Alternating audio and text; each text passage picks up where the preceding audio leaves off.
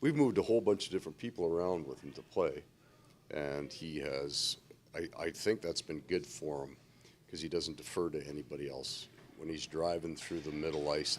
I if you can put somebody within 10 feet of Barkov, whether it's in the defensive zone or the offensive zone, and he has the puck, he makes everybody else around him so dangerous because he can get into a hole, he can pull coverage off people, he's got the hands to find them. It's a big part of the reason why Sam Reinhart's had the success in numbers as he's had, is that you have to defend against Barkov a little differently because he's so big and he's so fast. He can get into a hole that he pulls people to him, which opens the people he plays with up around him.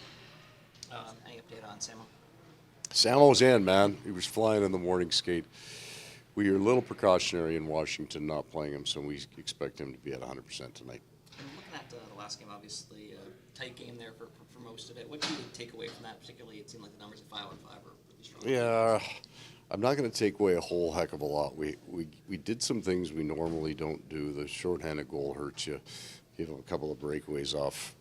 One's off a bad break. One's off a decision that we just don't normally make.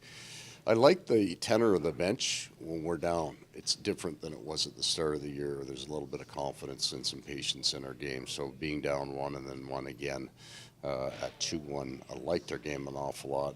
Didn't care for the turnover that led to us losing the lead kind of for good. But because it's an aberration in our game, it's not something that we're worried about creeping in. It was played hard. It was played right. Two good teams. We didn't clean up enough things to win the game, but our game was fine. Been looking at the deep pairs, be able to run the same pairs now for a little bit here with everyone healthy, knock on wood. Just how important is that? Because obviously that was kind of like one of the calling cards of the sea last year, was just the consistency in the back end. Yeah, and then the chemistry of it. So the more Schmidt and Malinskas plays together, they get more used to it. Kulikov and Mikkel have started at times last year playing together and then haven't for a while, so that's good. And Ekblad, obviously, with Forsling, has been a mainstay for us.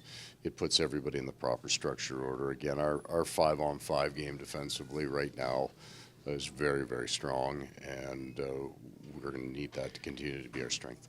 Dylan Holloway was more of a role player for the Oilers last year, and now it's really kind of shining here with the Blues. Just in terms of your pre-scout, what do you notice different about his game? Is it just the opportunity? I think that would be it. I think the reason that he's excelled here is he hasn't changed his game. He's a really strong skater. He's got some good hands, can make a play. Because of the depth of the Oilers, there wasn't room for him. But here, it's an interesting team. They've got a really dynamic, very veteran defense, and those guys open ice for their forwards, so they could be very dangerous, and he's enjoyed that. Go ahead. Spencer Knight plays tonight. 2 games to go before the break. What is the biggest thing you're hoping to accomplish between now and then? I want to push really hard for these last two because we get a break, and everybody knows it, so we don't want to slide into this break. Our record doesn't show it, but the month of January to now, I really believe we're closing in on the style of game that we're going to be very good at, that we're going to need to play in the playoffs. So I want that continuation.